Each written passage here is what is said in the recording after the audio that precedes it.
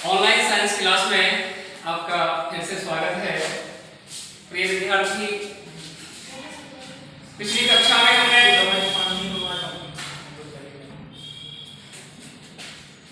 अध्याय 1 भोजन एवं मानव स्वास्थ्य शुरू कर दिया था, जिसमें भोजन क्या है,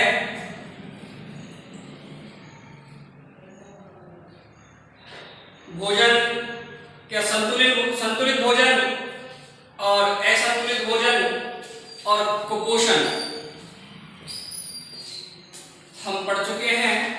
और कुपोषण में विटामिन के कुपोषण तक आपने अध्ययन कर लिया। मैंने आपको विटामिन के कुपोषणों में, इसके बाद जो अगला कुपोषण है वो है प्रोटीन कुपोषण।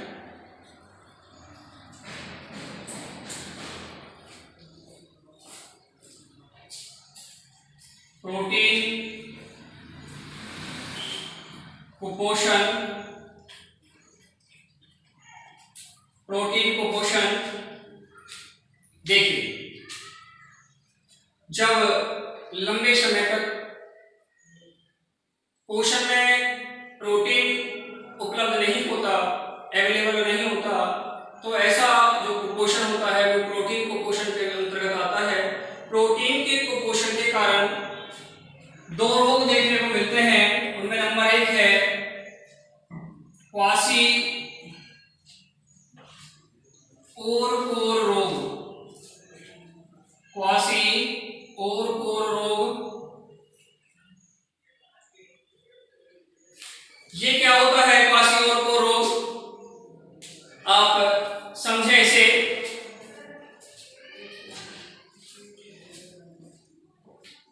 प्रोटीन का कुपोषण जो होता है अक्सर छोटे बच्चों में और गर्भवती महिलाएं जो होती हैं उनमें देखने को मिलता है। उनमें जो प्रोटीन ये क्वासीओरकोर रोग है, इसमें बच्चे का स्वभाव चिड़चिड़ा हो जाता है। बच्चे का स्वभाव चिड़चिड़ा होगा, उसे भूख नहीं लगेगी और उसका पेट फूलने लगता है। यह रोग क्वासीओरकोर रोग के नाम से जाना जाता है। दूसरे प्रकार का जो रोग है वो है मेरस्मस रोग। मेरस्मस रोग, मेरस्मस रोग में क्या होता है, यदि प्रोटीन के साथ साथ पोषण से ऊर्जा का निर्माण होना बंद हो जाता है। प्रोटीन की तो कमी है ही शरीर में, पोषण में, लेकिन यदि इसके अलावा अन्य जो पोषण प्राप्त किया जा रहा है उस पोषण से ऊर्जा का निर्माण नहीं हो रहा, ऊर्जा प्राप्त नहीं हो रही है, तो यह रोग मेरस्मस रोग कहलाता है। यह रोग मेरस्मस रोग कहलाएगा। और इस मेरस्मस रोग में जो बच्चा होता है वो दुबला पतला हो जाता है, आंखें कांतिहीन हो जाती हैं और अंदर धंस जाती हैं। यह रोग मेरस्मस रोग के नाम से जाना जाता है। ये प्रोटीन के कुपोषण के दो रोग हैं, क्वासीओरकोर रोग और मेरस्मस रोग। क्वासीओरकोर रोग में बच्चे का स्वभाव चिड़चिड़ा हो जाता है और उसको भूख कम लगने लगती है, पेट फूल जाएगा। यह रोग जो है क्वासीओरकोर रोग कहलाता है। इसमें जो बच्चे की त्वचा होती है वो पीली और शुष्क हो जाती है और फटने लगती है, पीली शुष्क धब्बेदार होकर फटने लगती है। मेरस्मस रोग जो है ये प्रोटीन के साथ साथ ऊर्जा का निर्माण बंद हो जाता है। प्रोटीन तो प्राप्त होता ही नहीं है, साथ में अन्य जो पोषण प्राप्त होता है उससे ऊर्जा नहीं बनती है या नहीं मिलती है, तो पर्याप्त मात्रा में ऊर्जा की कमी हो जाती है। ऐसा रोग मेरस्मस रोग कहलाता है, जिसमें बच्चा पूर्णतः दुबला हो जाता है, पतला हो जाता है और आंखें कांतिहीन होकर अंदर धंस जाती हैं। तो आप पहले हेडिंग डालेंगे प्रोटीन कुपोषण और प्रोटीन कुपोषण लिखेंगे। इस कुपोषण के कारण, इस कुपोषण के कारण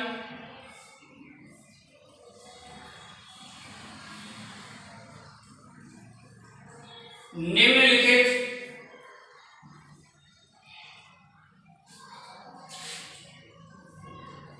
रोग हो जाते हैं।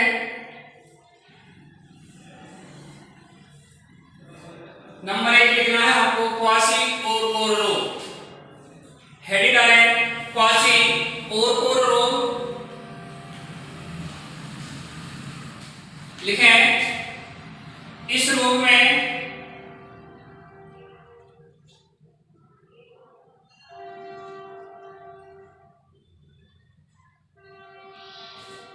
बच्चे का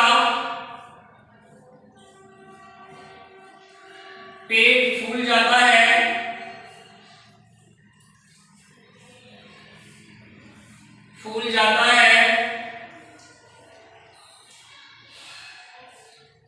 इस रोग में बच्चे का पेट फूल जाता है, सोहा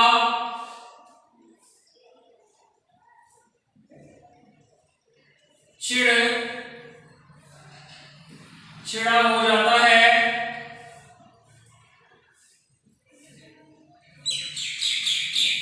इस रोग में बच्चे का पेट फूल जाता है, स्वभाव जो है वो चिड़चिड़ा हो जाता है, स्वभाव चिड़चिड़ा हो जाता है, त्वचा पहले भूख कम लगती है,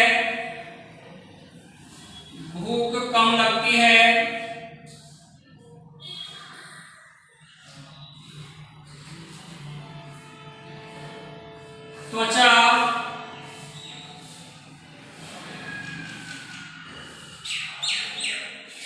पीली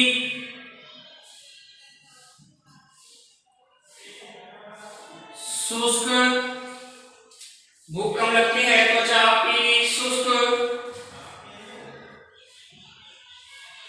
काली धब्बेदार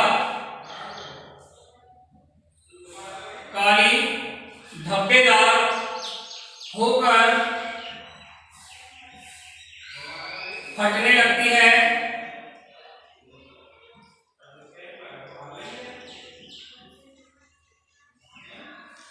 इस रोग में बच्चे का पेट फूल जाता है, स्वभाव चिड़चिड़ा हो जाता है, भूख कम लगती है तथा त्वचा पीली शुष्क काली धब्बेदार होकर फटने लगती है।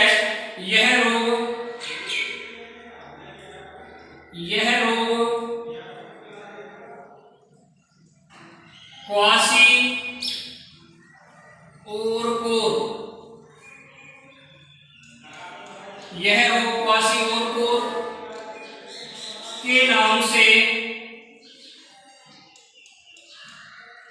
जाना जाता है। यह रोग क्वासी-ओरकोर के नाम से जाना जाता है।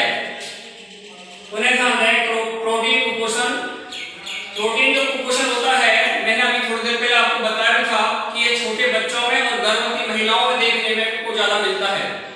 इस रोग के कारण निम्न प्रकार के रोग होते हैं। क्वासी-ओरकोर रोग, इस रोग में क्या होता है, बच्चे का पेट फूलेगा, उसका स्वभाव चिड़चिड़ा हो जाता है, उसे भूख नहीं लगती यानी कम लगती है, त्वचा पीली शुष्क और काली धब्बेदार हो जाती है और त्वचा फटने लगती है। यह रोग क्वासी-ओरकोर के नाम से जाना जाता है। यह हुआ आपका क्वासी-ओरकोर रोग। और दूसरे नंबर का जो रोग है वो कहलाता है मेरस्मस रोग। क्या कहलाएगा? मेरस्मस रोग। नंबर 2 आप लिखेंगे मेरस्मस रोग। मेरस्मस रोग अभी मैंने आपको बताया था मेरस्मस रोग के बारे में। क्या होता है मेरस्मस रोग में? देखिए, प्रोटीन के साथ साथ यह रोग होता है, इसमें प्रोटीन के साथ साथ क्या होगा, प्रोटीन की कमी तो होती है, साथ में प्रोटीन के अलावा अन्य जो पोषण होता है उससे पर्याप्त मात्रा में ऊर्जा मिलना बंद हो जाता है। जब पर्याप्त मात्रा में ऊर्जा मिलना बंद हो जाता है तो उसके कारण बच्चा जो है दुर्बल हो जाता है, पतला हो जाता है, आंखें कांतिहीन हो जाती हैं, अंदर धंसने लग जाती है और यह रोग मेरस्मस रोग के नाम से जाना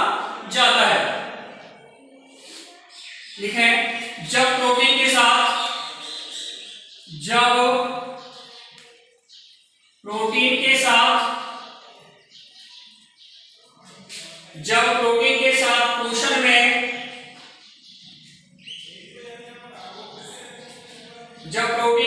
पोषण में पर्याप्त मात्रा में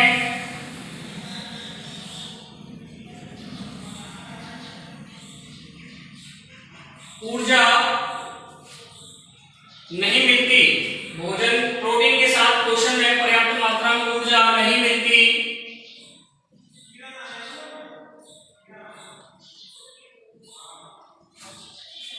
तो जब प्रोटीन के साथ पोषण में पर्याप्त मात्रा में ऊर्जा नहीं मिलती तो शरीर सूखकर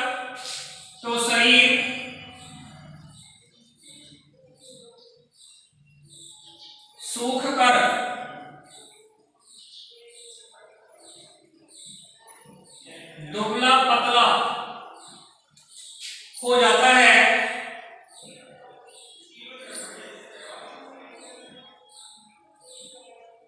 तो शरीर सूखकर दुबला पतला हो जाता है। आंखें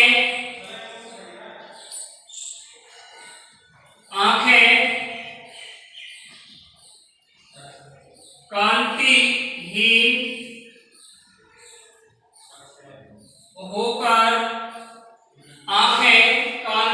होकर अंदर धस जाती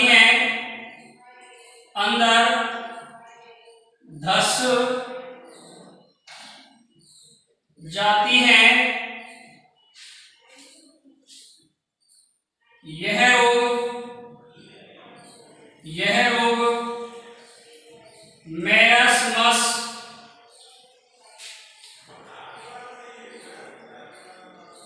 रोग कहलाता है। यह रोग मेरस्मस रोग कहलाता है। उन्हें ध्यान दें, जब प्रोटीन के साथ पोषण में पर्याप्त मात्रा में ऊर्जा नहीं मिलती है तो शरीर सूखकर दुबला पतला हो जाता है, आंखें कांतिहीन होकर अंदर धस जाती हैं। यह रोग मेरस्मस रोग कहलाता है। किस नाम से जाना जाएगा? मेरस्मस रोग के नाम से जाना जाता है। ये तुम्हारे प्रोटीन के कुपोषण के कारण होने वाले रोग हुए, जिनमें पहला रोग तो है क्वाशियोरकार रोग होता है। इस रोग में बच्चे का पेट फूलता है और स्वभाव चिड़चिड़ा होता है, भूख नहीं लगेगी, त्वचा पर चकत्ते पड़ जाएंगे, काले धब्बेदार चकत्ते पड़ेंगे और पीली पड़ेगी, शुष्क होगी और फिर काले धब्बेदार चकत्ते पड़ जाते हैं, फिर त्वचा फटने लगती है। इस रोग को क्वाशियोरकार रोग के नाम से जाना जाता है। मेरस्मस रोग जो होता है, ये प्रोटीन के साथ साथ पोषण में पर्याप्त मात्रा में ऊर्जा नहीं मिलती है, तो ऐसे रोग को क्या कहते हैं? मेरस्मस रोग कहते हैं। इस रोग के लक्षण क्या है? शरीर सूखकर दुबला पतला हो जाएगा, आंखें कांतिहीन होकर अंदर धस जाती हैं। ठीक है। इसके बाद अगला जो कुपोषण है वो है खनिज कुपोषण। अगला कुपोषण खनिज कुपोषण।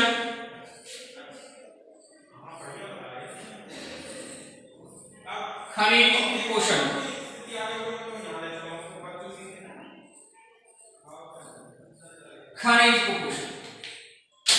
देखिए बच्चों, खनिज कुपोषण में आप सब जानते हैं हमारे शरीर के लिए सभी जो पदार्थ होते हैं जिनमें प्रोटीन है, कार्बोहाइड्रेट है, वसा है, खनिज है, लवण है, खनिज लवण, विटामिन है, इन सभी की पर्याप्त आवश्यकता होती है भोजन में। और ये सभी जब अवयव भोजन में उपस्थित होते हैं तो ऐसा भोजन जो होता है वो संतुलित आहार या संतुलित भोजन कहलाता है। खनिज लवण हमारे शरीर के लिए आवश्यक अवयव होते हैं। इनके बिना शरीर की जो क्रियाएं हैं, शरीर में विभिन्न प्रकार की जो प्रक्रियाएं होती है वो अवरुद्ध होती हैं, रुक जाती हैं। जैसे आप सब जानते हैं कि लौह तत्व एक ऐसा तत्व है जो हमारे रक्त के हीमोग्लोबिन में पाया जाता है और यह हीमोग्लोबिन का आधार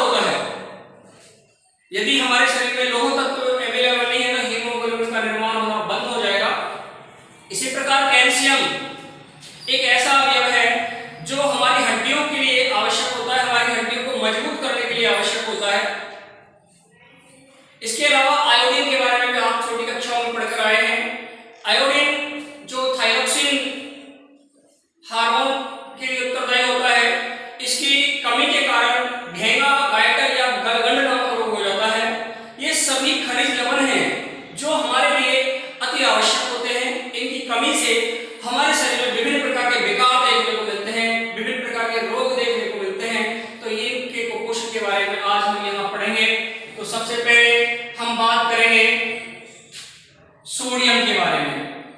सोडियम, खनिज लवणों में सोडियम।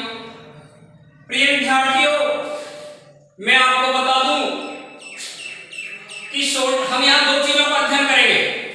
एक तो खनिज लवण का कौन से स्रोत हैं, मतलब इन्हें कहां से प्राप्त किया जाता है, कौन प्रमुख जो स्रोत है जिनसे ये तत्व प्राप्त होते, ये लवण हमें प्राप्त होते हैं, खनिज लवण प्राप्त होते हैं, तो उनके बारे में हम पढ़ेंगे। दूसरी बात, इनके शरीर पर कौन कौन से प्रभाव होंगे, इनकी कमी से होने वाले प्रभाव क्या हैं, उनके बारे में हम पढ़ेंगे। तो देखिए, सोडियम सभी जानते हैं, सोडियम एक शरीर के लिए आवश्यक खनिज लवण होता है जो हमें सबसे ज्यादा प्राप्त होता है हमारे साधारण नमक से। आप सभी लोग घरों में जो नमक का उपयोग करते हैं वह सोडियम क्लोराइड होता है, जो सोडियम लवण के द्वारा ही बनता है। इसके अलावा मछली से, मांस, अंडे और दूध से भी हम सोडियम प्राप्त करते हैं। तो यहां लिखेंगे हम प्रमुख स्रोत, प्रमुख स्रोत। प्रमुख स्रोतों में साधारण नमक, साधारण नमक, मछली,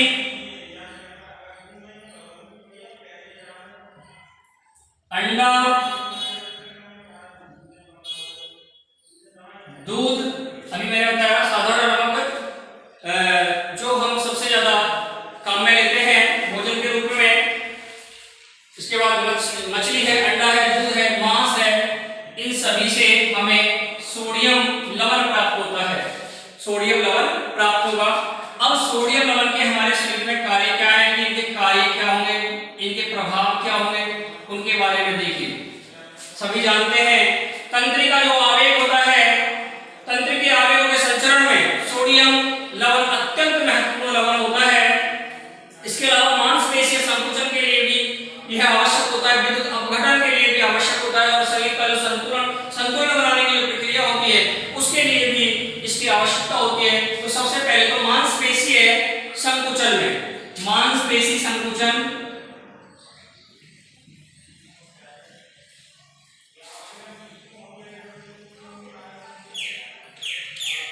मांसपेशी संकुचन में सोडियम आवश्यक होता है। इसके अलावा विद्युत जो आवेग होते हैं, तंत्रिका आवेग जिनको कहते हैं, तंत्रिका आवेग संचरण, तंत्रिका आवेग संचरण, ये न्यूरॉन के द्वारा संपन्न होने वाली क्रिया होती है तंत्रिका कोशिका के माध्यम से। तो वो प्रक्रिया सोडियम आयन के द्वारा ही होती है। मांसपेशी संकुचन, तंत्रिका आवेग संचरण, विद्युत अपघटन, विद्युत अपघटन, विद्युत अपघटन, संतुलन बनाना, ये सभी प्रक्रियाएं, संतुलन बनाना, ये सभी जो कार्य हैं ये सोडियम आयन के द्वारा ही संपन्न होते हैं। ये क्रियाएं सोडियम के माध्यम से ही संपन्न होने वाली क्रियाएं होती हैं। तो सोडियम आयन हमारे शरीर के लिए अति आवश्यक लवण होता है। नंबर 2 पर जो आएगा वो होता है पोटेशियम लवण, पोटेशियम लवण।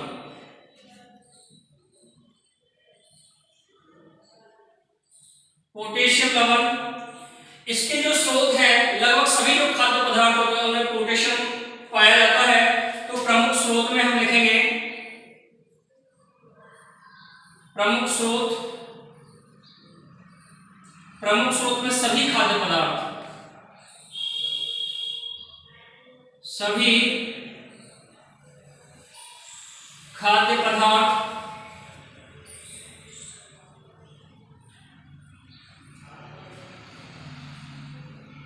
सभी खाद्य पदार्थ कार्य लगभग सोडियम के जैसे ही होते हैं। जैसे सोडियम लवण के कार्य होते हैं, लगभग वही कार्य किसके होते हैं, पोटेशियम के होते हैं। तो कार्य में मांसपेशी संकुचन, तंत्रिका आवेग संचरण, विद्युत अपघटन, संतुलन बनाना, ये सभी कार्य सोडियम के भी होते हैं। विभिन्न कोशिकीय क्रियाओं का संचालन भी इसी के माध्यम से होता है। तो आप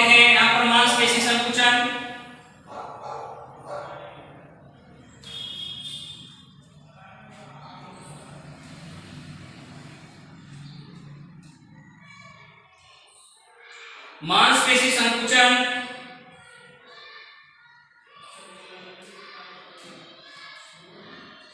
तंत्रिका आवेग,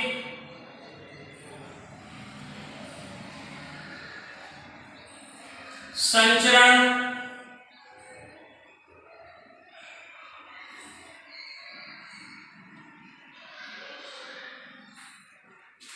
विद्युत अपघटन,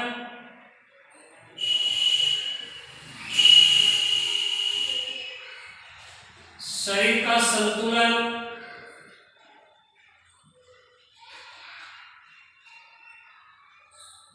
बनाना, मांसपेशी संकुचन, तंत्रिका आवेग, संचरण, विद्युत अपघटन, शरीर का संतुलन बनाना। इसके अलावा विभिन्न कोशिकीय क्रियाएं जो होती हैं उनका संचरण भी या संचालन जो है वो भी किसके माध्यम से होता है? पोटेशियम के माध्यम से होता है। यहाँ देखिए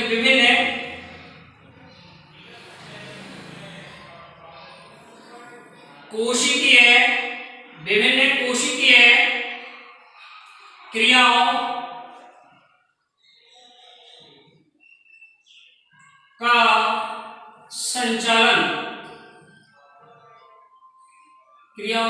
संचालन, किसके माध्यम से होगा? पोटेशियम लवण के माध्यम से ही होता है। इस प्रकार से ये दो लवण आपके हुए, सोडियम और पोटेशियम। इसके बाद तीसरा होता है कैल्शियम लवण, ये आपने उतार दिया होगा। तीसरा है कैल्शियम लवण।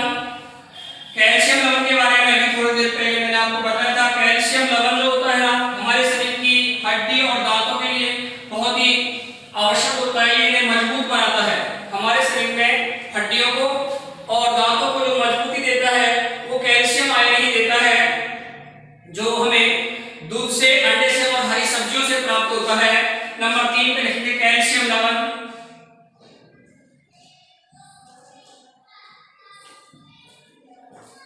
कैल्शियम प्रमुख स्रोत,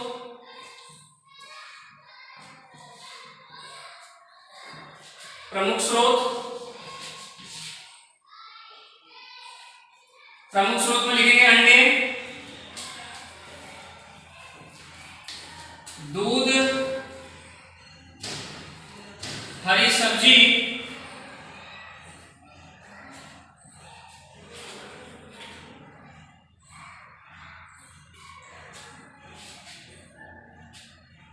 अंडे, दूध, हरी सब्जियां, ये इसके प्रमुख स्रोत हैं कैल्शियम के। इसके जो कार्य हैं देखिए, हमारे शरीर में विटामिन डी के साथ जो हड्डियां एवं दांतों की जो मजबूती है उसको बनाए रखने में कैल्शियम बहुत ही महत्वपूर्ण होता है। कैल्शियम से हमारी हड्डियां और हमारे दांत जो है वो मजबूत बनते हैं। तो ये यहां लिखेंगे, ये हड्डियों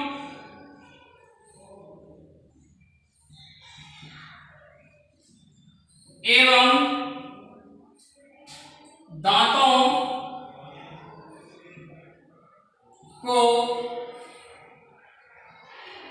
मजबूती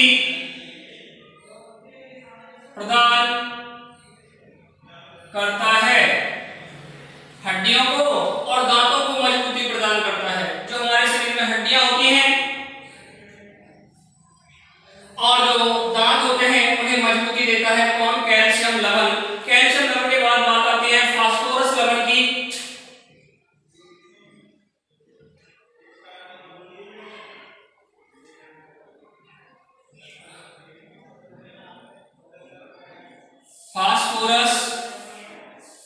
फास्फोरस लवण, देखिए फास्फोरस लवण भी दांत और हड्डियों के लिए आवश्यक होता है।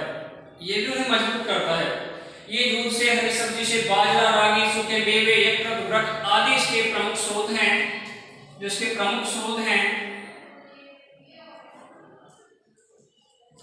प्रमुख स्रोत अंडा, फास्फोरस अंडा से, सॉरी अंडा नहीं, दूध होगा, दूध से, हरी सब्जी से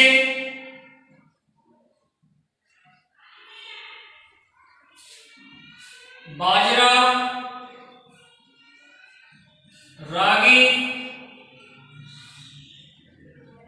सूखे मेवे,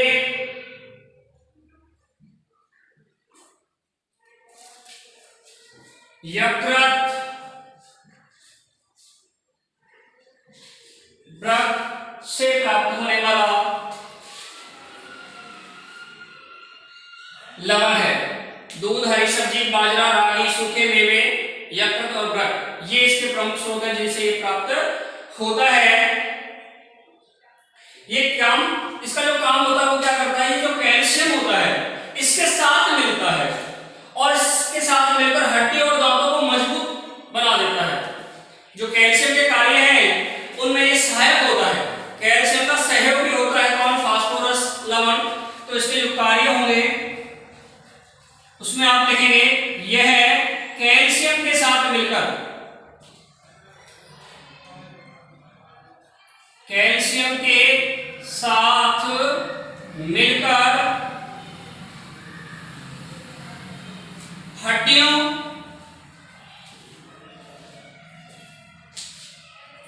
एवं दांतों को मजबूत करता है।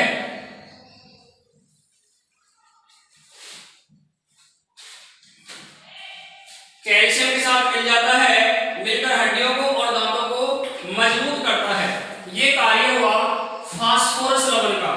फास्फोरस जो लवण है दूध, हरी सब्जी, बाजरा, रागी, सूखे मेवे, यकृत और वृक्क आदि से प्राप्त होने वाला लवण होता है जो कैल्शियम के साथ मिलकर है। कि ये कैल्शियम का सहयोगी कहलाता है, कैल्शियम का साथी है ये, जो सहायता करेगा क्या, जो कैल्शियम के कार्य है। कैल्शियम के कार्य हड्डी और दांतों को मजबूती प्रदान करना, तो ये क्या काम करेगा, कैल्शियम के साथ मिलता है और मिलकर हड्डी और दांतों को मजबूती प्रदान करता है। अगला जो आपका लवण है पांचवा, वह है लौह तत्व।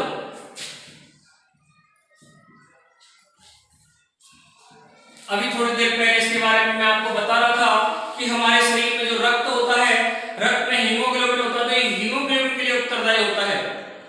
लौह तत्व की कमी के कारण हमारे शरीर में रक्तहीनता उत्पन्न हो जाती है, हमारा शरीर पीला पड़ने लगता है। ये इसकी गुण होते हैं, इसकी विशेषताएं होती हैं। यह हीमोग्लोबिन के निर्माण के लिए उत्तरदायी कारक होता है। और जब इसका शरीर में लौह तत्व की शरीर में कमी होती है तो हमारे शरीर में रक्तहीनता आ जाती है और रक्तहीनता के कारण हमारा शरीर पीला पड़ने लगता है। तो लौह तत्व के प्रमुख स्रोत लिखेंगे हम। लौह तत्व ये जो है, ये जो हरी सब्जियां होती हैं इनसे भी प्राप्त होता है। साथ में गाजर है, गुड़ है, यकृत है, वृक्क है। हरी सब्जियां,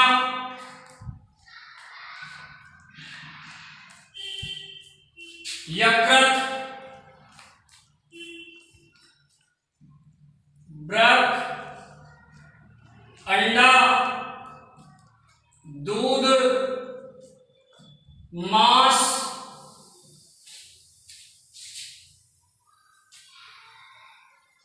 हरी सब्जी, यकृत, दूध, अंडा, गुड़, ये सभी लौह तत्व। ये गाजर भी है, गाजर, ये सभी लौह तत्व के प्रमुख स्रोत हैं जिनसे लौह तत्व प्राप्त होता है। कार्य,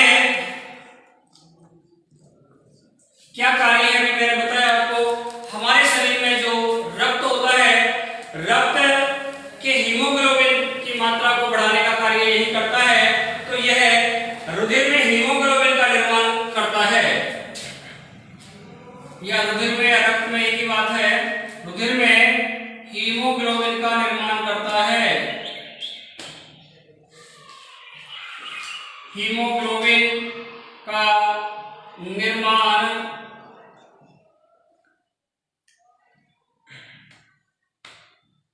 करता है। लास्ट है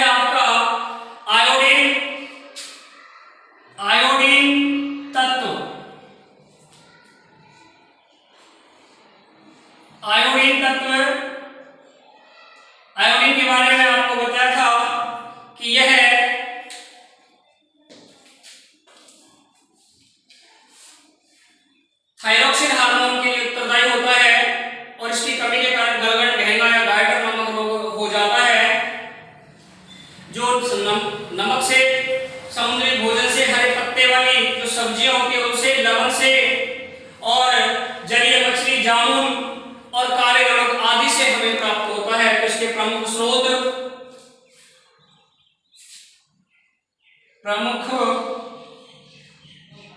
स्रोत में आप लिखेंगे नमक,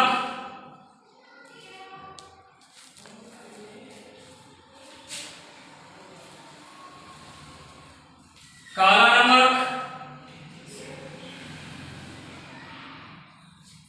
साधारण नमक और काला नमक, जामुन,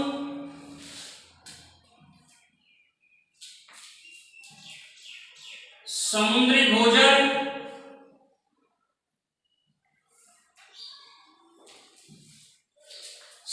भोजन, हरे पत्ती वाली सब्जियां, हरे पत्ते वाली सब्जियां, नमक, काला नमक, जामुन, समुद्री भोजन, हरे पत्ते वाली सब्जियां, जलीय मछली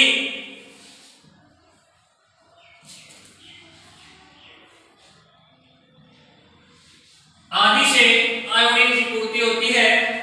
कार्य में आप लिखेंगे थायरोक्सिन जो हार्मोन होता है उसके लिए ये उत्तरदायी होता है।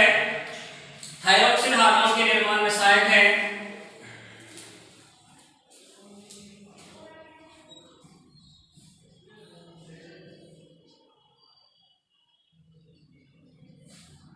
थायरोक्सिन हार्मोन के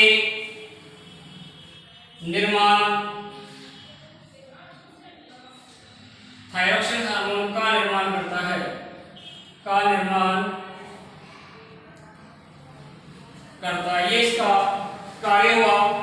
ये था आपका लवण का कुपोषण, जिसमें आपने पढ़ा नंबर 1 पर सोडियम लवण, पोटेशियम लवण, पोटेशियम के बाद आपने पढ़ा कैल्शियम लवण, फास्फोरस लवण, लौह तत्व और आयोडीन। इस प्रकार से आपके दो ये कुपोषण हो गए, प्रोटीन कुपोषण और लवण कुपोषण। धन्यवाद।